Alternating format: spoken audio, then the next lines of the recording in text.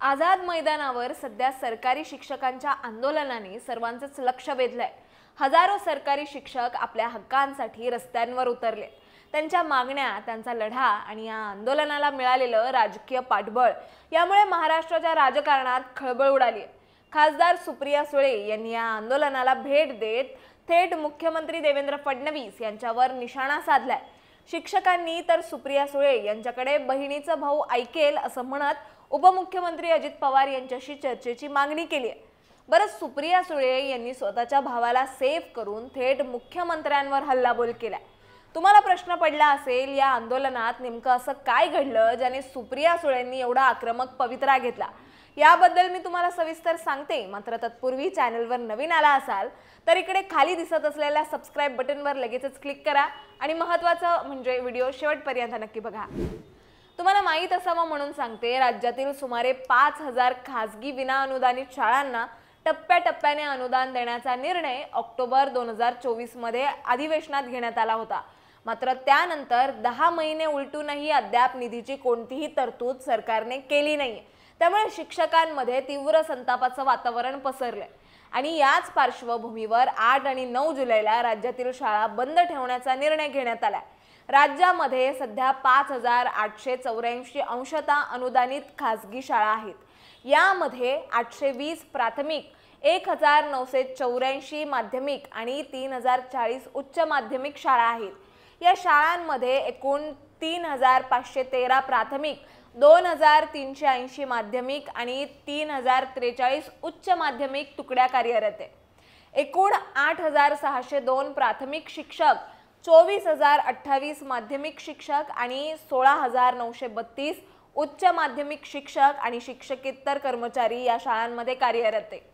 आणि जरी शाळांना 20% टप्प्याटप्प्याने अनुदान देण्याचा निर्णय झाला असला तरी प्रत्यक्षात अजून एकाही शाळेला निधी मिळालेला नाहीये। तसेच अधिवेशनात यासाठी पुरवणी मागणी मांडलेली नाहीये।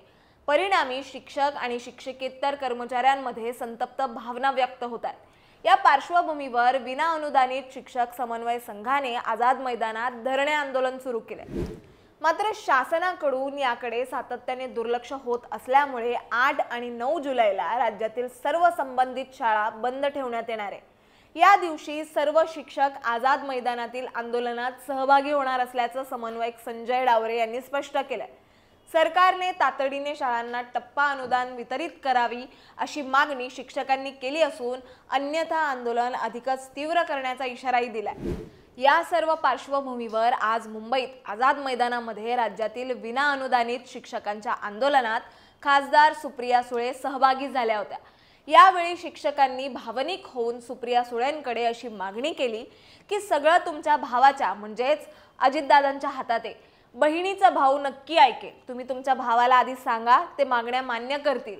त्यावर सुप्रिया सुळे यांनी शिक्षकांच्या या मागणीला उत्तर देताना स्पष्ट केलंय की माझा भाऊ जरी अर्थमंत्री असला तरी सरकारचा अध्यक्ष म्हणून सर्व निर्णय मुख्यमंत्री देवेंद्र फडणवीस घेतात। त्यांनी तर थेट देवेंद्र फडणवीस यांच्यावर देवेंद्र फडणवीस हाय हाय म्हणत निशाणा साधलाय आणि शिक्षकांच्या समस्यांकडे लक्ष वेधलंय। सुप्रिया सुळे यांनी पुढे असं म्हटलंय की आज शिक्षकांच्या मागण्यांसाठी विधान भवनात जाऊन सरकारशी चर्चा करू। जर काही निर्णय घेत नसतील तर मी उद्या दिवसभरात तुमच्या सोबत असेल, असंही सुळेंनी म्हटलंय। त्याचबरोबर सुप्रिया सुळेंनी भर आंदोलनात आमदार रोहित पवारांना देखील या प्रश्नांबाबत विधान भवनात बोलावं यासाठी फोन लावला होता। या आंदोलनात त्यांनी अनेक शिक्षकांशी संवाद साधला आणि त्यांच्या मागण्यांना पाठिंबा जाहीर केला। सुप्रिया सुळे यांनी यावेळी सांगितलं की मराठी शाळा बंद पडत असताना आणि हजारो शिक्षक आंदोलन करत असताना सरकारने या समस्येकडे गांभीर्याने लक्ष द्यायला हवंय। तसं बघायला गेलं तर या आंदोलनावर सरकारकडून अद्याप ठोस प्रतिसाद आलेला नाहीये। मात्र शिक्षण मंत्री दादा भुसे यांच्यावर यापूर्वी मराठी शाळांबाबतच्या धोरणांवरून टीका झाली आहे।